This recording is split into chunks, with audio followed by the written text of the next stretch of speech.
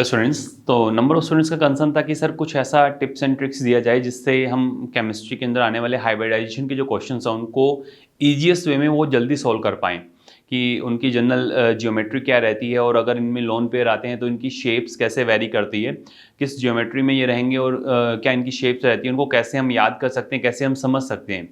तो during my preparation जो मैंने तरीका फॉलो किया था वही तरीका मैं आप लोगों से डिस्कस कर रहा हूँ। नो डाउट आपने सिग्मा बॉन्ड को काउंट करके प्लस लोन पेयर के बिहाफ पे डिफाइन कर दिया है।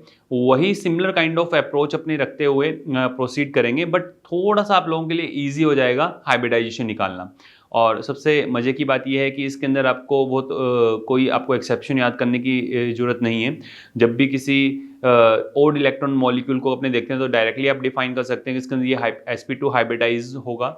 और उसके अलावा नो डाउट अगर आपने हाइब्रिडाइजेशन देखें तो हाइब्रिडाइजेशन चेंज हो सकता है ड्यू टू द रेजोनेंस आप बोल सकते हो, या फिर इनके अंदर सॉलिडिफिकेशन अगर आपको देखने को मिले केमिकल रिएक्शन के जब होती हैं तो हाइब्रिडाइजेशन चेंज हो सकता है। ब्रिज बॉन्डिंग है, बनाना बॉन्डिंग है, बैक बॉन्डिंग है, इन सभी के थ्रू हो सकता है।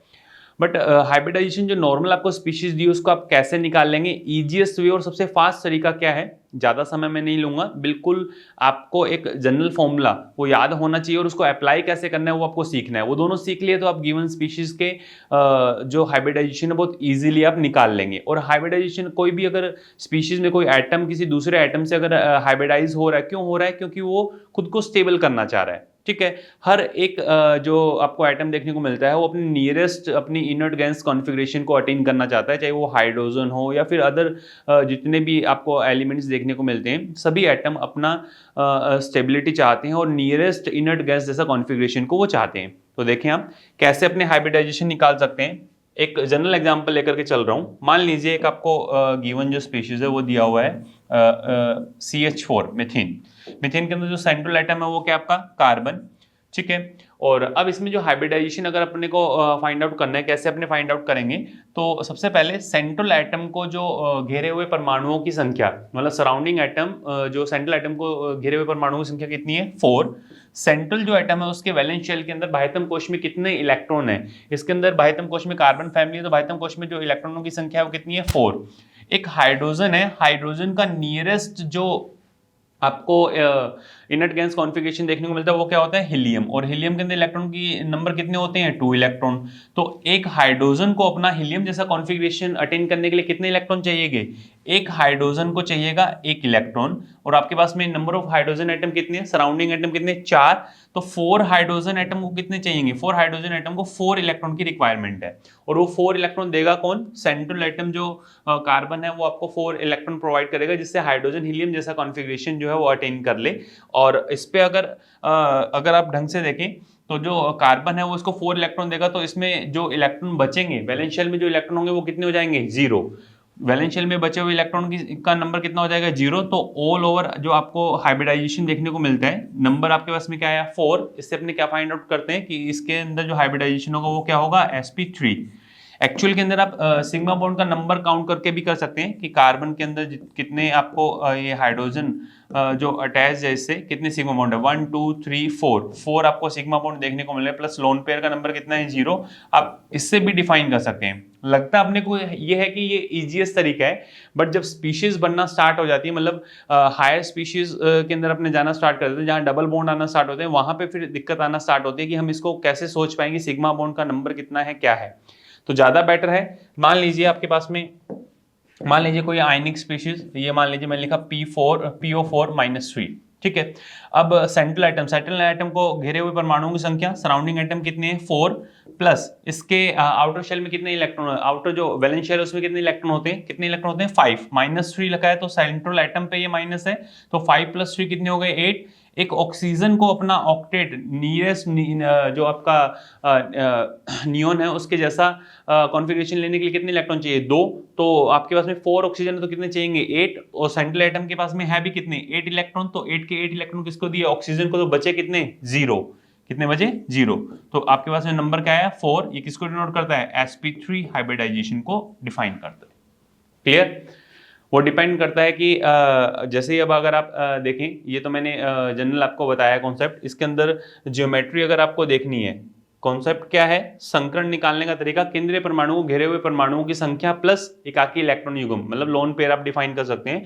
Number of atom surrounding the central atom and plus lone pair. अगर आपके पास में इसका नंबर कितना आता है, नंबर अगर जीरो है तो sp हाइब्रिडाइज होगा। दो आपको जो ऑर्बिटल्स देखने को मिल रहे हैं, एक s और एक p, 3 है तो sp2, 4 है तो sp3, 5 है तो sp3d, 6 है तो sp3d2 एंड 7 है तो sp3d3। वो डिपेंड करता है, अब p और d आ गया तो p पाई d पाई है, d पाई d पाई ये क्या है, वो डिपेंड करता है किस टाइप का आपको हाइब्रिडाइजेशन देखने को मिलेगा। अब आ जाइए कि अगर मान लीजिए लोन पेयर आ जाएं, स्टार्टिंग के अंदर मैंने आपको बताया, मैंने लोन पेयर की भी यहाँ पे जियोमेट्री और शेप भी मैंने यहाँ पे लिखी है। लोन पेयर अगर आता है, मान लीजिए लोन पेयर नहीं है और आपका हाइब्रिडाइजेशन क्या है, sp हाइब्रिडाइजेशन के अंदर शेप आपको कैसी देखने को मिलेगी, लीनियर रेखीय BeCl2 के अंदर अगर आप देखें तो सेंट्रल एटम आपका क्या है, Be, इसको घेरे हुए परमाणुओं की संख्या कितनी है, 2, और इसके आउटर शेल के अंदर इलेक्ट्रॉन भी कितने होते हैं, 2। सेकंड आपको ये अगर आप इसको देखें तो सेकंड ग्रुप के अंदर आपको देखने को मिलता है, इसके आउटर शेल में कितने इलेक्ट्रॉन है, 2। एक क्लोरीन को अपना ऑक्टेट कंप्लीट करने के लिए कितना चाहिए, एक क्लोरीन है कितने, 2, तो 2 को कितने चाहिएंगे, मतलब जो आपको दो को कितने चाहिएंगे, 2 इलेक्ट्रॉन तो देगा कौन, सेंट्रल एटम ने इसको 2 इलेक्ट्रॉन दिए तो बचे कितने इसके पास में, 0। तो आंसर इज 2। तो sp हाइब्रिडाइजेशन आपको इसके अंदर देखने को मिलता है। शेप कैसी होती है इसकी, लीनियर। सेकंड नंबर अगर अपने बात करते हैं, आपके पास में अगर नंबर 3 आता है सराउंडिंग एटम का, और अगर उसमें लोन पेयर कितने हैं, 0, तो आपकी शेप कैसी होगी, त्रिकोणीय समतलीय। लाइक मान लीजिए आपके पास में क्या है, SO3 एक स्पीशीज दिया, इसको घेरे हुए परमाणुओं की संख्या, एटम कितने, सराउंडिंग एटम कितने, 3। सल्फर के आउटर शेल में कितने इलेक्ट्रॉन होते हैं, 6। एक ऑक्सीजन को अपना ऑक्टेट कंप्लीट करने के लिए कितने चाहिए, 2 इलेक्ट्रॉन, तो 3 ऑक्सीजन को कितने चाहिए टोटल, 6 इलेक्ट्रॉन। 6 के 6 देखा कौन, सेंट्रल एटम सल्फर, और इसके पास है भी कितने, 6 इलेक्ट्रॉन, दिए कितने, 6 इलेक्ट्रॉन, बचे कितने, 0। तो क्या आ जाएगा आपके पास में, 3। हाइब्रिडाइजेशन इज sp2, और sp2 हाइब्रिडाइजेशन के अंदर शेप कैसी है, त्रिकोणीय समतलीय है। ठीक है, त्रिकोणीय समतलीय आप ऐसा देख सकते हैं, ऐसा आपको इसके अंदर शेप देखने को मिलेगा। ठीक है, sp जो SO3 है इसमें sp2 हाइब्रिडाइजेशन देखने को मिलता है। क्लियर। उसके अलावा अगर अपने देखें SO2, नेक्स्ट जो है SO2, इसके अंदर क्या आ जाएगा, घेरे हुए परमाणु की संख्या 2, एक लोन पेयर आपके पास में देखने को मिलेगा। आउटर शेल में कितने इलेक्ट्रॉन होते हैं, 6। एक ऑक्सीजन को ऑक्टेट कंप्लीट करने के लिए कितना चाहिए, 2 इलेक्ट्रॉन, तो 2 को कितने चाहिए, 4। तो आउटर शेल में अगर इसमें 6 इलेक्ट्रॉन है तो दिए कितने, 4, बचे कितने, 2। लोन पेयर कितना आ जाएगा, 1। तो आपके पास में कितना आ जाएगा, 3। ये sp2 hybridise 1 lone pair, but shape कैसी हो जाएगी इसकी, बेंट शेप आपको देखने को मिलेगी। नेक्स्ट आ जाइए, बेस्ट सबसे एग्जांपल इसका क्या है, CH4 है, त्रिकोणीय पायरामिडी आपको अमोनिया देखने को मिलेगा। बेंट शेप वाटर आप इसमें डिफाइन कर सकते हैं कि आउटर शेल के जो सराउंडिंग एटम है वो कितने हैं, 4। घेरे हुए परमाणुओं की संख्या 4 है। बाह्यतम कोश में इलेक्ट्रॉनों की संख्या कितनी, 4। एक को अपना डुप्लेट कंप्लीट करने के लिए हाइड्रोजन हीलियम जैसा कॉन्फ़िगरेशन लेगा, कितने चाहिए, 1। तो 4 हाइड्रोजन कितने चाहिए, 4, देगा कौन, कार्बन, बचेंगे कितने, 0। क्या आ जाएगा, sp3 हाइब्रिडाइजेशन टेट्राहाइड्रल आपको शेप देखने को मिलती है। एक्चुअल में टेट्राहाइड्रल ज्योमेट्री है कि इसके अंदर आपको लीनियर, इसमें ट्राइगोनल प्लैनेट देखने को मिलेगा, इसमें टेट्राहाइड्रल होगी, फिर ट्राइगोनल बाइपिरामिडल, ऑक्टाहाइड्रल आपको देखने को मिलती है, और पेंटागोनल बाइपिरामिडल। आ जाइए अब नेक्स्ट, इसके अंदर अगर आप देखें तो सराउंडिंग एटम कितने हैं, 3। बाह्यतम कोश में इलेक्ट्रॉन की संख्या कितनी है, 5। हाइड्रोजन को कितने चाहिए, एक हाइड्रोजन को 1, तो 3 को कितने चाहिए, 3। 3 को 3 अगर अपने प्रोवाइड करते तो बचे कितने, 2 इलेक्ट्रॉन। लोन पेयर कितना, 1। तो कितना आ गया, sp3 हाइब्रिडाइजेशन। क्लियर। शेप कैसी होगी, त्रिकोणीय पिरामिडी के अंदर आपको देखो ज्योमेट्री तो इसकी टेट्राहाइड्रल रहेगी, बट जो शेप आपको देखने को मिलेगा वो ट्राइगोनल पायरामिडल ऐसा देखने को मिलेगा। क्लियर। और नेक्स्ट मान लीजिए वाटर के अंदर ऑक्सीजन जो सेंट्रल एटम है इसको घेरे हुए परमाणुओं की संख्या कितनी है, 2। इसके आउटर शेल में कितने इलेक्ट्रॉन होते हैं, 6। एक हाइड्रोजन को अपना डुप्लेट कंप्लीट करने के लिए कितने चाहिए, 2। एक हाइड्रोजन कितना चाहिए, 1। तो 2 हाइड्रोजन कितने चाहिए, 2। तो ऑक्सीजन के आउटर शेल में कितने इलेक्ट्रॉन है टोटल, 6 में से कितने दिए, 2 दिए, तो बचे कितने, 4 इलेक्ट्रॉन। लोन पेयर कितने, 2। तो कितने हो जाएंगे, 2 + 2 = 4 इज sp3 हाइब्रिडाइजेशन। आप ऐसे भी निकाल सकते हैं, सिग्मा बॉन्ड को काउंट करके भी निकाल सकते हैं, बट उसमें क्या होता है कि जैसे सिग्मा बॉन्ड को काउंट किया और उसके बाद में लोन पेयर, तो आपको प्रॉपर पता होना चाहिए कि कितने उसमें सिग्मा बॉन्ड प्रेजेंट और कितने लोन पेयर सेंट्रल एटम पे आपको देखने को मिल रहे हैं। ठीक है, नेक्स्ट जैसे मान लीजिए ट्राइगोनल बाइपिरामिडल एग्जांपल मान लीजिए PCl5 में सराउंडिंग एटम कितने हैं 5 और फॉस्फोरस के बाह्यतम कोश में कितने इलेक्ट्रॉन होते हैं 5। एक को अपना ऑर्गन जैसा कॉन्फ़िगरेशन अटेंड करने के लिए कितने चाहिए, एक इलेक्ट्रॉन, तो 5 को कितने चाहिए 5 देगा कौन, सेंट्रल एटम के पास है भी कितने 5 के 5 दिए, बचे कितने 0, तो क्या आ जाएगा आपके पास में 5sp3d हाइब्रिडाइजेशन। क्लियर। सेकेंड अगर आप देखें SF4 आप लिख सकते हैं 4+1 देखने को मिलेगा आपको इसके अंदर, क्योंकि सराउंडिंग एटम कितने हैं 4, बाह्यतम कोश में इलेक्ट्रॉन कितने 6, इसको ऑक्टेट कंप्लीट करने के लिए कितने चाहिए, एक तो 4 को कितने चाहिए 4, बचे कितने 2, लोन पेयर कितना 1, तो क्या आ जाएगा आपके पास में sp3d हाइब्रिडाइजेशन। आप इजीली इसको निकाल सकते हैं। लाइक अगर बात की जाए ClF3 की अगर बात की जाए तो क्लोरीन के बाह्यतम कोश में कितने इलेक्ट्रॉन होते हैं, जो क्लोराइड एटम देखने को मिलते हैं इसके बाह्यतम कोश में कितने हैं 7, यहाँ पे सराउंडिंग एटम कितनी है 3, एक को कितना चाहिए, एक इलेक्ट्रॉन, तो 3 को कितने चाहिए 3, तो बचे कितने इसके वो 3 देगा कौन क्लोराइड, इसमें है कितने 7 में से 3 गए तो रिमेनिंग कितने हैं 4, लोन पेयर कितने आ जाएंगे आपके पास में, लोन पेयर कितने आ जाएंगे 2, तो कितना हो जाएगा ये 5sp3d। टी शेप आपको इसके अंदर देखने को मिलता है, इंपॉर्टेंट है, ध्यान रखें। उसके बाद में नेक्स्ट आ जाइए ऑक्टाहेड्रल के अंदर SF6 आप डिफाइन कर सकते हैं। स्क्वायर पिरामिडल की अगर अपने बात करें तो IF5 आ जाएगा, या फिर IBR5 आप लिख सकते हैं, IBR5 इनके अंदर आपको अगर फाइंड आउट करेंगे तो आपको जो है sp3d2 हाइब्रिडाइजेशन देखने को मिलेगा। ठीक है, स्क्वायर प्लानर आप इसके अंदर जो स्पीशीज है इधर देखिए XeF4 स्क्वायर प्लानर, क्योंकि XeF4 के अंदर घेरे हुए परमाणुओं की संख्या कितनी है 4, इसको मैं सोल्व कर देता हूँ। इसके बाह्यतम कोश में कितने इलेक्ट्रॉन है 8, एक फ्लोरीन को इनर्ट गैस कॉन्फ़िगरेशन के लिए कितना चाहिएगा 1, तो फ्लोरीन है कितने 4, कितने हो गए, कितने देने पड़ेंगे 4 इलेक्ट्रॉन, वो देगा कौन सेंट्रल एटम, उसके पास है कितने 8 में से 4 दिए तो बचे कितने 4, तो 4 के लोन पेयर कितने हो जाएंगे 2, तो कितना आ जाएगा sp3d2।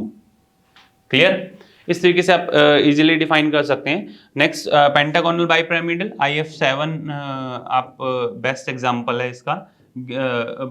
सराउंडिंग एटम कितने हैं 7, आई के जो आयोडीन होते हैं उसके बाह्यतम कोश के अंदर कितने इलेक्ट्रॉन होते हैं 7 और एक फ्लोरीन को अपना ऑक्टेट कंप्लीट करने के लिए कितना चाहिए एक इलेक्ट्रॉन, तो 7 को कितने चाहिए 7 देगा कौन, वो सेंट्रल एटम के पास है भी कितने 7 के 7 दिए तो लोन पेयर कितने 0, तो क्या आ गया आपके पास में 7sp3d3 हाइब्रिडाइजेशन। क्लियर, इस तरीके से आप हाइब्रिडाइजेशन जो है वो निकाल सकते हैं। सबसे इजीएस्ट तरीका है, ये तो मैंने थोड़ा सा इसको टाइम इस वजह से लिया ताकि आप चीज़ें जो अच्छे से समझ पाएं, हर एक पॉइंट मैंने आपको बताया। अब कुछ स्पीशीज हैं, इन स्पीशीज का हाइब्रिडाइजेशन आप जो है बताएंगे। लाइक सॉलिडिफिकेशन के अंदर मैंने आपको बताया, मान लीजिए PCl5 है, PCl5 एक बेस्ट एग्जाम्पल लेता हूँ, PCl5 और एक PCl5 आपका सॉलिड। ठीक है, PCl5 सॉलिड इस फॉर्म में रहता ही नहीं है, किस फॉर्म में रहता है PCl4 पॉजिटिव, किस फॉर्म में रहेगा ये आपको ऐसा देखने को मिलेगा।